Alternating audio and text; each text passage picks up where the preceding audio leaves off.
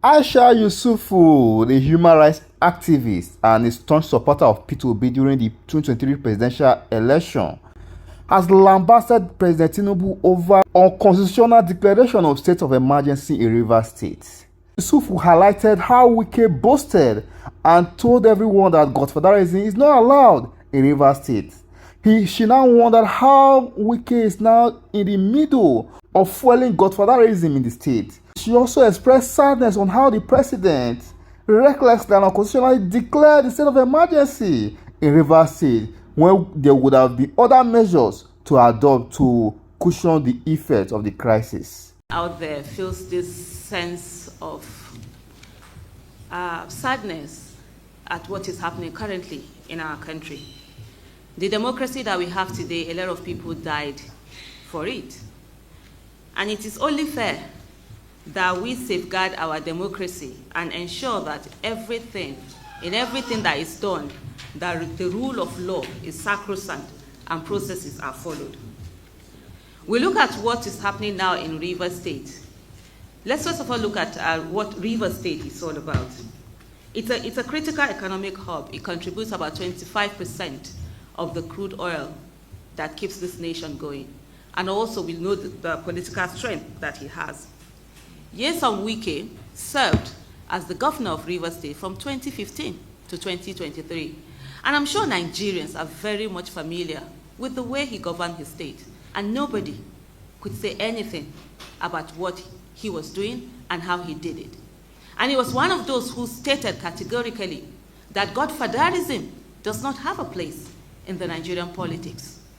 And then he groomed someone to take over from him. And that's why we have Governor Siminalayi Fubara coming in as his successor. May 29, 2023, Governor Fubara was sworn in as the governor of Rivers State. And initially, everything was going rosy amongst them. Then later, we started hearing of the rift that is going on. As usual, Nigerians will say, okay, and now them, Godfather, Godson, and all of that. But one of the things that we have to understand is that precedents are set with certain things. And there are issues that you might feel that it's none of your business, but it's actually your business, because at the end of the day, when these precedents are set, they can be used on a larger scale that affects everyone. By late 2023, we saw the defection that happened in the assembly, where there was a split, and some assembly members defected. They defected, and you now had a pro-Wike and a pro-Fubara. In a democracy, where they're supposed to be working for the people, giving them good governance, accountability, and transparency, that should worry every one of us. We talk about Nigeria, where it's going to. And we have to understand that if we do not fix politics, if we say it's none of our business, then the things that are happening in Nigeria today will continue to happen, where some few citizens who are supposedly elected into office to serve the people begin to serve only their self-interest. And as it came down to early 2025, we saw the impeachment threats that were going on. And also, remarks from elders who should know better, siding. A lot of people we've seen in the news where people have spoken about the fact that there is a rift between Fubara and Wike, and that Mr. Bola Ahmed Tinubu had gone on to call them together and make them to how do I put it now? To resolve the issues, but the issues weren't resolved. But one of the things, and for those of them who are supporting the state of emergency that has been put on, and the fact that a duly elected governor was taken away and saying that, oh, he had to come in to do something. If you say there are two parties in a crisis and they haven't stopped, why is it that one is the one that is being punished?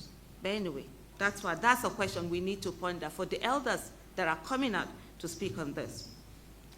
Coming back to what we've seen in the last a few days, we've seen the impeachment threats being made. We also saw the State House of Assembly, coming out to put the impeachment notice to the governor.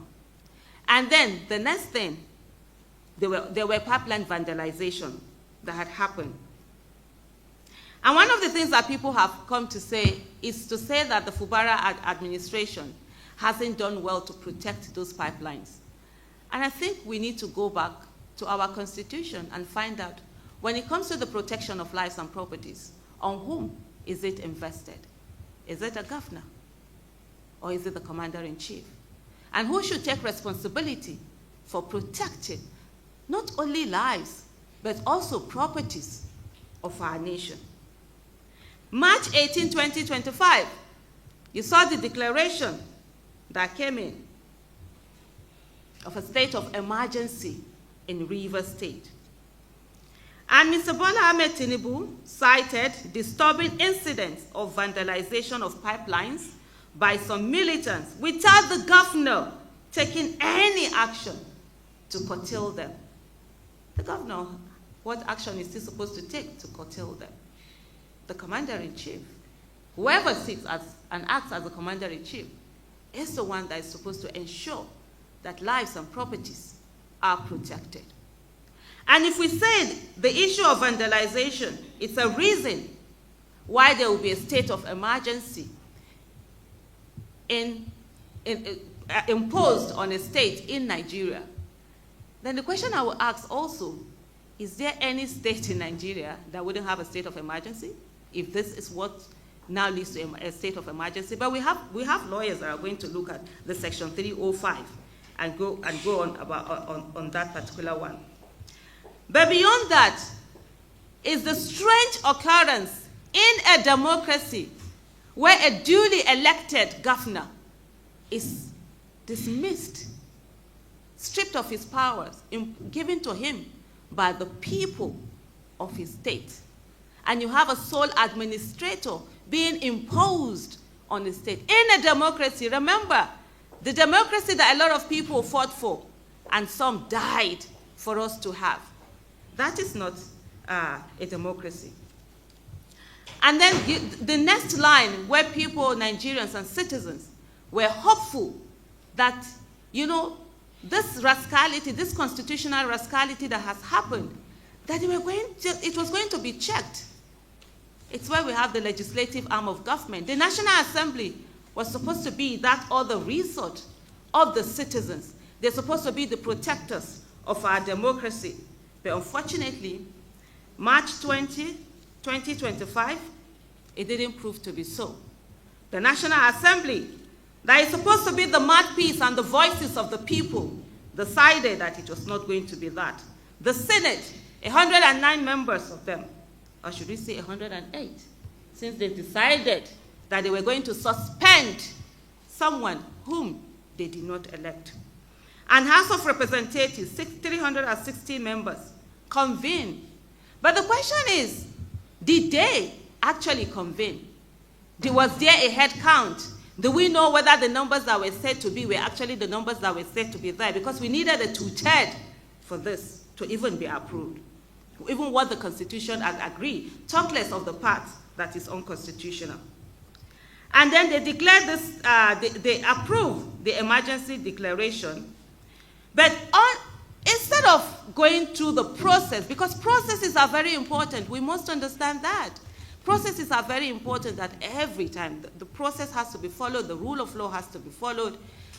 The two-thirds, we needed to have head count. The people, the senators, the lawmakers who are supporting this ought to append their signature. What are they afraid of? Why are we having a vote voice in something that is as important as this? First of all, we have the House of Representatives using a voice vote, bypassing the constitutionally mandated recorded counts to verify the two-thirds threshold. And then, of course, you've had the Senate doing the same thing. Ladies and gentlemen, fellow citizens, we must understand that under a democracy, the Constitution is sacrosanct, and the Constitution must be followed the way it is. Thank you. Just to also add for the gentleman who asked the question, there's something called Stockholm Syndrome.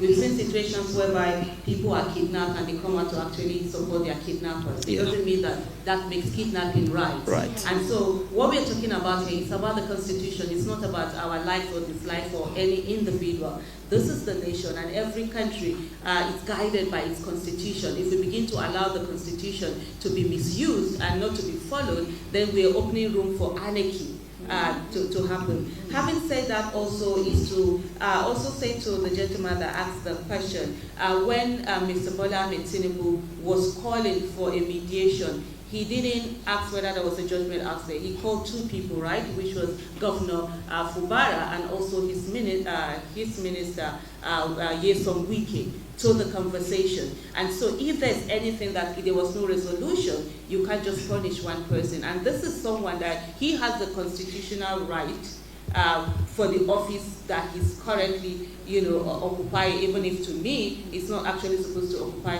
the office. That's a story for another day. To be able to sack the minister of or any minister that he appointed without asking anybody, and then you go ahead to do what you do not have the constitutional right to do. That is a major problem, and that's what we're talking about. Thank you.